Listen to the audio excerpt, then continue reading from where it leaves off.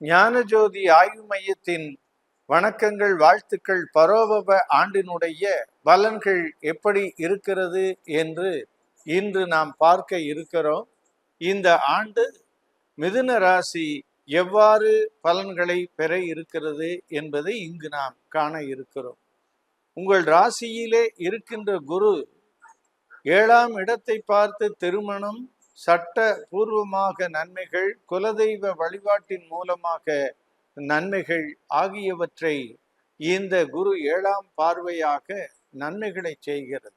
5ஆம் இடத்தை பார்த்து சிலருக்கு காதல் போன்ற அனுபவங்களை செய்கிறது. சிலருக்கு வங்கி வேலைகள் கிடைக்கின்ற வாய்ப்புகள் எல்லாம் இருக்கிறது.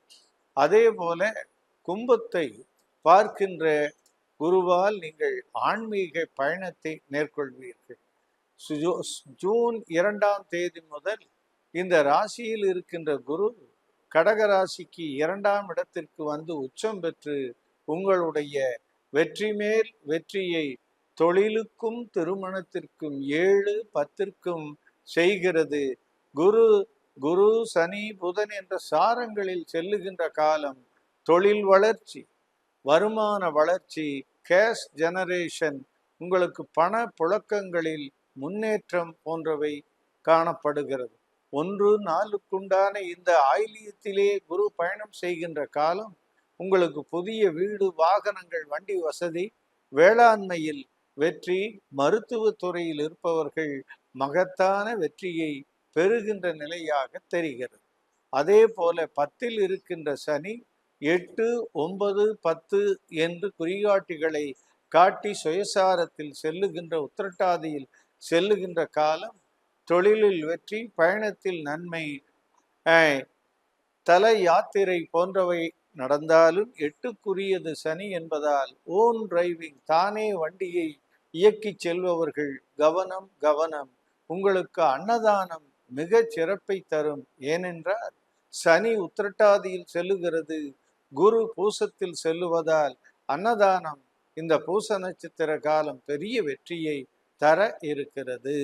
இந்த கேதுவானது 3ல் இருந்து கொண்டு ஞான வளர்ச்சியை தந்து பின்பு கடகத்திற்கு வந்து ஆயில்யத்தில் செல்லும் காலம் உங்களுக்கு சொத்துக்கள் விருத்தியாக இருக்கிறது.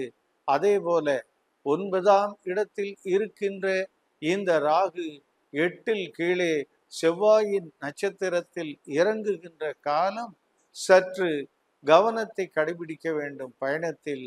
ஆனால் தொழிலிலே வெற்றி மேல் வெற்றியை தர இருக்கிறது.